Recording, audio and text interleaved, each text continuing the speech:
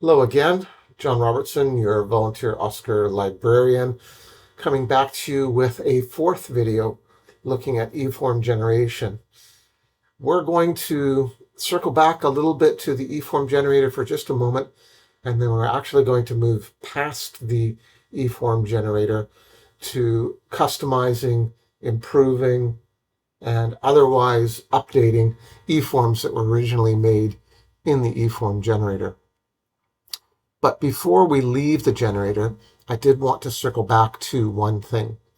I talked to you briefly about getting measurements from the patient's chart into the eForm that you're creating. So things like height and weight and BMI, or even lab values. Now, I talked to you about both bringing them in and pushing them back. And I want to be clear that if you do decide to create an input where you do both of those things, then it will register in Oscar as though you've made a new measurement on the day that you submitted the eForm. So if you pull a patient's height into an eForm, and that eForm pushes and pulls both at the same time, then Oscar will recognize that as being you measured that patient's height again on the day that you filled out that eForm. So we do have to be a little bit careful about whether we just want to pull the measurement out of the chart or whether we also want to push it back into the chart. So I'm here at the spot where we add fields one at a time, and I've selected single line input. I've also gone into the measurement type and I've selected height from the measurement type and asked to pull the value from the chart of the patient's height. Now, if we move down a little bit further to the naming portion here, we can sequentially name them automatically. We can put in a custom unique name, or the third option, if we want to push the measurement back into the patient's chart, export the value as it says here, then we would select the same measurement type, so in this case height, and we would push the value back into the patient's chart. Once we've selected both of those things, if we go into the eForm and we were to draw an input in the eForm, that would create an input that both pulled the measurement from the patient's chart and also pushed it back into the patient's chart. That's the end of what I wanted to talk about with the eForm generator. Now we're going to go past that, and we're going to look at what we can do with our eForm code in a text editor. You will remember that I talked about both the Notepad++ text editor and the Microsoft Visual Basic Code editor. I am more comfortable and familiar with Notepad++, but there certainly are advantages to both of these. We're going to jump over to the text editor now, and we're going to look at this mood disorder questionnaire that I made in the last 3 videos. And we're going to talk about how we can further add things to this using a text editor. You'll see here that I've got highlighted the reference to the background image. And if we look at this reference, we do have an ID for it. We have a source for it. And the beginning of the code for the source starts with a $, and then it's got the curly brackets, and it's got Oscar image path. Now, Oscar image path is telling this eForm to look for your background image in a certain place in Oscar. The problem with that when we're using the text editor is that if we were to go to this form outside of Oscar, we won't see the image. It'll just show us a broken image sign. I'll show you here in a second. So I have loaded the code for the eForm that we created into Firefox, and you'll see all the inputs I created, but Over on the top left here, you see a broken picture, basically, and that tells me that the code cannot find the image that I'm referencing, and that's because we're outside of Oscar. We'll jump back to the text editor now, and the one way that we can see the image is if we take out the part of the source that starts with the $ and has the curly brackets in it.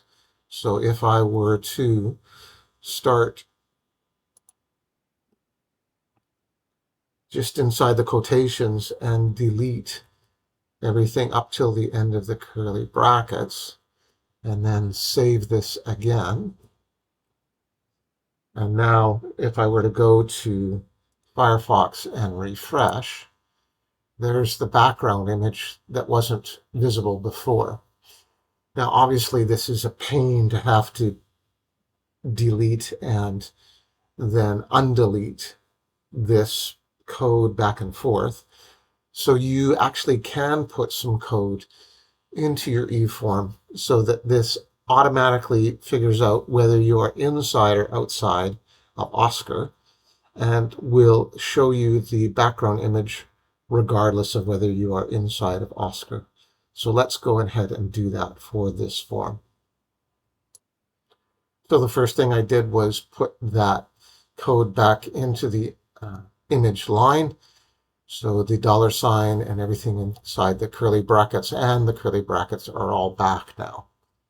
And the next thing I have to do is I have to put some code in the head of the eForm so that we can always see the image regardless of where we are.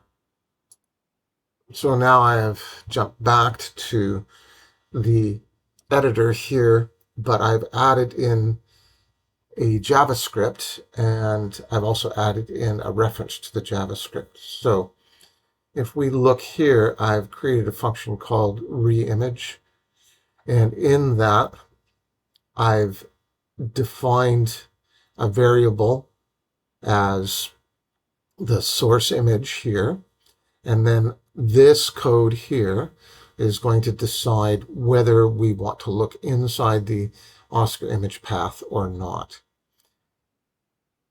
I also have to reference that JavaScript. So down here in body, onload reimage. So when the eForm loads up, it will run that code for me, and then it'll decide whether we are inside or outside of Oscar and make sure I can always see that image. Now, if I have more than one page to my form, then I need more than one variable for each of the images. So if I have 2 pages, then what I need to do is add another variable here. So we're just going to do that. And now we've added another variable here. So page 2 is src2 here, background image 2 here, background image 2 here, and src2 here. And you can keep doing that for however many pages you have. We also use something similar but slightly different if we are using references to other pages that we print, but we don't necessarily need to print. So we'll get into that later, but there's also a way, instead of a source, to use an HTML to be able to see other links outside of Oscar. So now we are going to go back to the eForm that we see in Firefox, and we will have this code, the $ and the curly brackets, in our code, which prevented us from seeing the image outside of Oscar. But we also have this code now, which allows us to see it both inside and outside of Oscar. So now we are back in Firefox, and we can see the image. And we'll refresh just to prove that all that code that we added has now allowed us to see the image outside of Oscar as well as inside. That's usually my first step when I'm taking something made in the eForm generator that I want to edit outside of the eForm generator, because it makes it easier for me to visualize what's going on, and I don't have to turn that on and off manually every time. The next thing I will say is that it looks like some of our radio boxes aren't exactly where I want them to be. You may remember that when we were creating these radio boxes in the eForm generator, they were actually square, but the code in the eForm generator creates circles when you actually see it either inside or outside of Oscar. So the most obvious thing that I need to change is this line down here where my radio boxes are a little bit too far to the right.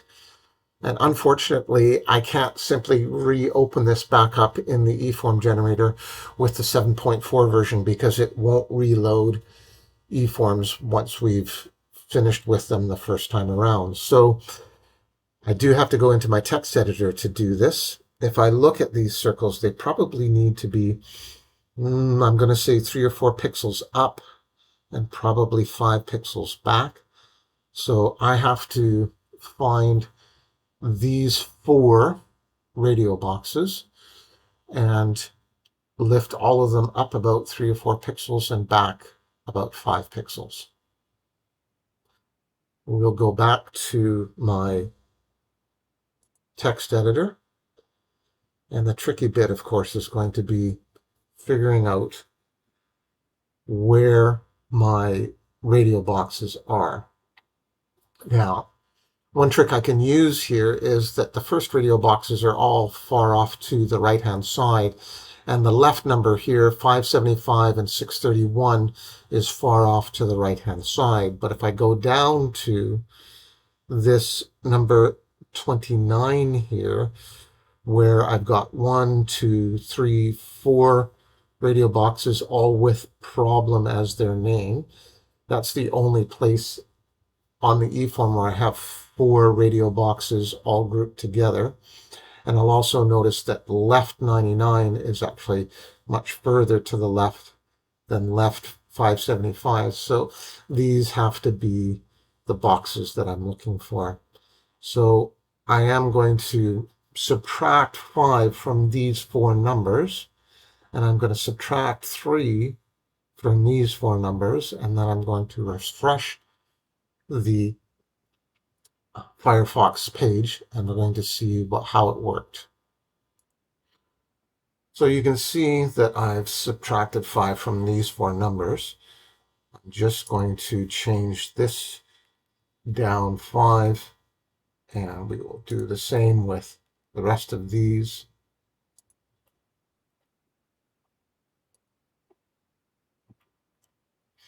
And now I'm going to save, and I'm going to go into Firefox.